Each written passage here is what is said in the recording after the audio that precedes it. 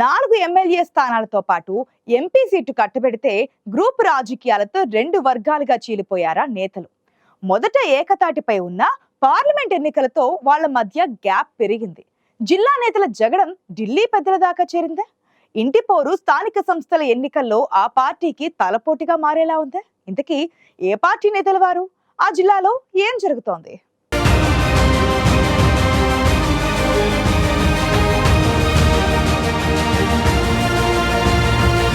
Assembly parliament ఎన్నికల తర్వాత బీజేపీకి ఆయువు పట్టుగా మారింది ఉమ్మడి ఆదిలాబాద్ జిల్లా. అలాంటి బలమైన ఆదిలాబాద్ జిల్లాలోని భారతీయ జనతా పార్టీలో గ్రూపు విభేదాలు తారాస్థాయికి చేరాయనే టాక్ జిల్లాలో వినిపిస్తోంది.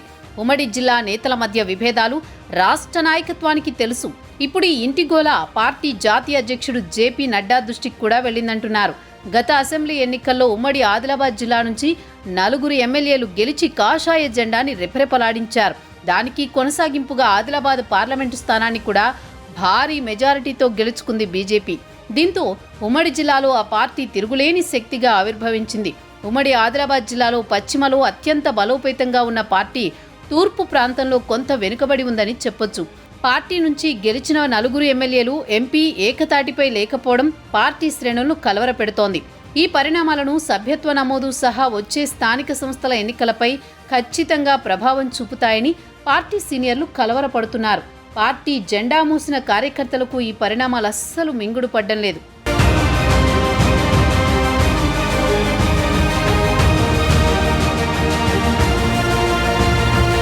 అసెంబ్లీ ఎన్నికల తర్వాత జరిగిన పార్లమెంట్ ఎన్నికల్లో బీఆర్ఎస్ నుంచి వలస వచ్చిన నాయకుడికి టికెట్ ఇచ్చి సీనియర్లను నిరాశకు గురిచేసిన ఓటర్లు బీజేపీ వైపే మొగ్గు చూపారు.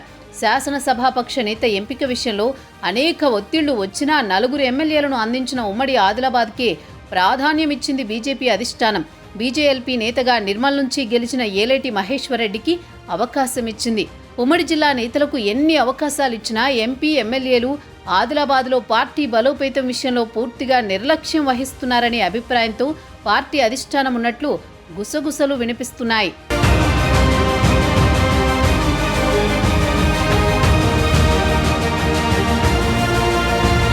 ఉమ్మడి జిల్లాలో ఆదిలాబాద్, నిర్మల్, ముథోల్, సిర్పూర్, కాగజ్ నగర్ నియోజకవర్గాల నుంచి పాయల్ శంకర్, ఏలేటి మహేశ్వర్ రెడ్డి, రామారావు పటేల్, పాల్వాయి హరీష్ బాబుతో పాటు ఎంపీ నగేష్ 2 గ్రూపులుగా విడిపోయారని ఆరోపణలు వస్తున్నాయి.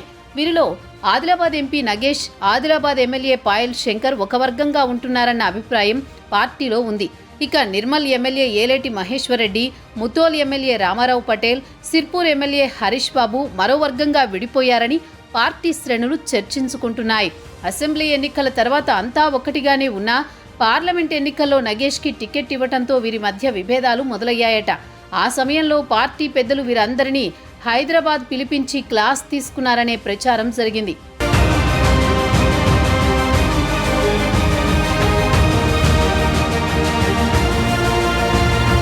అసంతృప్తులు, అంతర్గత విభేదాలున్న ఎంపీ ఎన్నికల్లో పార్టీ అభ్యర్థిని గెలిపించుకున్నారు ఆదిలాబాద్ బీజేపీ నేతలు. కానీ గెలిచాక మళ్లీ ఎవరికి వారన్నట్లు ఉంటున్నారు. ఆదిలాబాద్ ఎంపీ నగేష్ తమ పార్టీ ఎమ్మెల్యేలు ప్రాతినిధ్యం వహిస్తున్న నియోజకవర్గాలకు వెళుతున్నా అక్కడి శాసనసభ్యులతో కలవడం లేదని చెబుతున్నారు.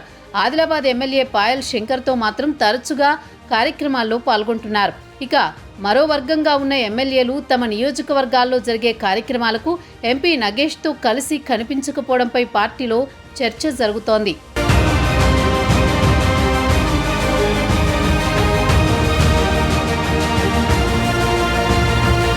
నేతల మధ్య ఆధిపత్య పోరు, సభ్యత్వ నమోదుతో పాటు స్థానిక సంస్థల ఎన్నికలపై ప్రభావం చూపేలా ఉందని పార్టీ సీనియర్లు, కార్యకర్తలు ఆవేదన వ్యక్తం చేస్తున్నారు. పార్టీ రాష్ట్ర నాయకత్వం ఆదిలాబాద్ జిల్లా పరిస్థితిపై జాతీయ అధ్యక్షుడు జేపీ నడ్డాకు నివేదిక కూడా ఇచ్చినట్లు చెబుతున్నారు. స్థానిక ఎన్నికల నాటికి నేతలంతా ఏకం కాకపోతే అసెంబ్లీ, పార్లమెంట్ ఎన్నికల్లో వచ్చిన ఫలితాలు రావడం కష్టమేనన్న అభిప్రాయం పార్టీ శ్రేణుల్లో ఉంది. పార్టీ రాష్ట్ర అధ్యక్షుడు కిషన్ రెడ్డి, జాతీయ అధ్యక్షుడు జేపీ నడ్డా జిల్లా నేతలతో మాట్లాడి స్థానిక ఎన్నికల కోసం దిశానిర్దేశం చేశారని పార్టీ వర్గాల్లో చర్చ జరుగుతోంది. మరి నేతలంతా ఏకతాటిపైకొచ్చి పార్టీని బలోపేతం చేస్తారా?